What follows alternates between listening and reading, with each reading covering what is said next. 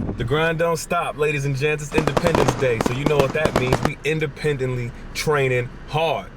All right, that was corny, but you know what it is. We going in. I've been messed up, stressed out with no luck. But every time I wake up, I get a chance to wake up. Thank God I got a chance to wake up. Another day that get my cake up. Cause every time I wake up, I get a chance to wake up. Wake up. Wake up, little slick, get up out of bed. You was like a couple steps away from being out of here. Thank you for my granny prayers, thank you for my partner now. I thought I was finished, yeah. Jesus told me start again. So let's talk full body versus the bro split. You know who this is. This is Jay Bruce representing Owning Your Muffin Life, a place where we're gonna come to you and make sure you own your life every day, because we win life on purpose over here. So let's break it down. Let's talk full body versus the bro split. And so the full body is usually associated with people who are newbies in the gym. Usually people who assume to not know what they're doing. People who we can't imagine that they do full body. They probably do 3 sets of curls and bench press and squat and go home. Then you have the bro split, where we imagine where people work out with the hat backwards, with half little stringers, wife beaters, tank tops, and a gallon of water that comes to the gym and puts the gym bag down and brings the whole house in the gym bag. But these are the people who look amazing. These are the people who perceivably know what they're doing, and we don't know if they're on roids or not. We assume they know what they're doing because they look good, and we couldn't imagine them walking around in a suit. They live in a tank top. Now, granted, these are all assumptions. These are all accusations of what a person may look like.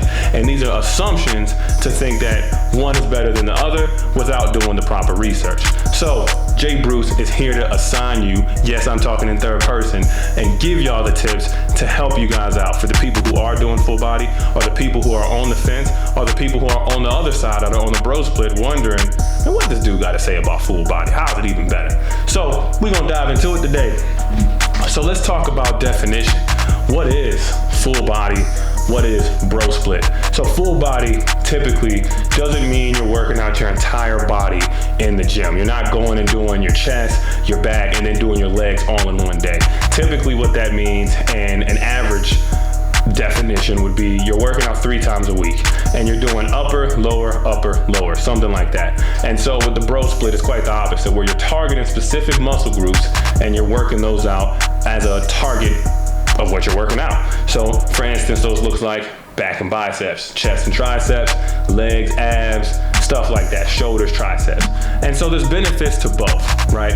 And I know a lot of times, I know I used to hate on it a lot, like full body, like, man, what is this? Is this trash? I used to criticize a lot over it. And then if you go to your any typical strength and conditioning class in college or anywhere, they're probably making you do some type of full body, because that's just what they do, right? And you're probably listening to a person that looks like he doesn't work out or she doesn't work out. No offense to none of my gym teachers, by the way, but that's usually how it goes, right? They people who do full body, we don't really see them a person that looks like a model figure of what we want to look like. The people who work out, we assume that they're doing some crazy exercises like power cleaning and tossing it in the air to their friend for him to curl or something, right? Something insane. And so, but it doesn't take that much to gain muscle. It doesn't take that much scientific research to be able to make an efficient workout, an effective workout. So we're gonna dive into it. So full body, what is it good for, right? What are the pros and the cons of doing full body? So full body is really good when you have less time, right?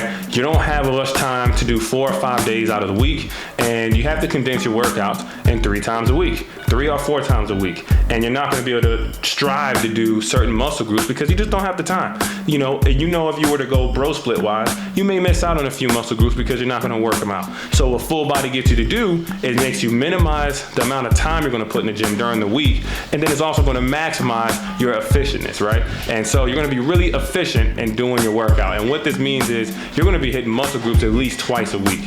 And this is gonna be perfect. We know with scientific research that working on your muscles twice a week makes your gains make more gains. And so this is where the bread and butter of full body splits work. When you're working your biceps and your back, you're working your chest and your triceps, you're working those out at least twice a week. If you're doing a full body split, at least, let's say 4 days on a 4-day split, upper, lower, rest, upper, lower, right? If you're doing it 3 times a week, then you're working out one of your muscle groups twice and one of your other muscle groups are lacking. So it kind of depends, right? Well, it depends on how you are adapting to it and how much time you got. However, bro splits pick up where full body lacks. And so bro splits really gets down to the nitty gritty, where you're going to spend about an hour, maybe 20 minutes doing a specific muscle groups, right? You're going to be working out your biceps, your back on a certain day versus full body. And what this does for you is you'll target different muscles in that bicep to make your bicep look amazing, to make your back look amazing. We know the bicep has many heads, long head, short head. You got to be able to, brachialis, want to know how to increase your peak to make your biceps look like it has mountains and hills and valleys. And so to do that, to get that definition, the bro split is the way to optimize it perfectly. However, bro splits also lack, and they're both complementary of each other depending on your program. A lot of what is going to be good and bad, it depends on your research and your programming. If you're going to do full body, I would say you need to do 4 times a week. And now, here's the thing with full body. Can you get the physique you want with full body workouts? Absolutely. A lot of your physique that people claim is genetics when they see someone that's a master at something is because the person's been consistent. Consistency is key in all of these workouts. Time under tension is another key in all of these workouts. To be able to have progressive overload, these are major keys in any workout plan. It's going to be a point in everyone's fitness journey when you're walking down, you're going to have crossroads of what are you going to do? If you're not trying to look like the next bodybuilder, bro splits may not be for you, and you don't need it. You know, some people just want to be athletic and fit and have functional fitness. And functional fitness is something that is almost a used term that gets thrown out the window sometimes. A lot of these people use functional fitness as a way of like wearing those foot shoes and on your feet and rock climbing and instead of lifting, they lift boulders and stuff. Like, you don't have to do that. Like, the strength is going to translate. To get that functional fitness, full body does it very well. However, if you're looking to get the most defined aesthetic god physique looking like Goku, Brawly, Vegeta, that's my man, Vegeta, you know, you're gonna have to be able to go with the bro split. The only problem I have with full body is that sometimes you'll end up getting lost in terms of what to do first, and you'll get exhausted by the time you get to some of the major muscle groups, right? What I mean by that is if you're doing chest one day and you're gonna be doing your full body, upper body, you're gonna be doing chest, back, shoulders. By the time you get to your shoulder press, you're gonna be a little exhausted. And so with that, it comes with prioritization. So that's the only issue I have. But if you do it right, there's no more issues, right? And what I mean by that is you do your full body one day, lower body Monday, Tuesday, then take a 1-day rest. And then Thursday, you do your full body, upper body, then you do your lower body. And at this point, now you're hitting everything twice a week. And when you're doing those exercises, at that point, you need to just prioritize it in a way to where you're doing different exercises and staying consistent. Don't get caught up in terms and people who are gurus and say do this and do that. A lot of this stuff isn't rocket science.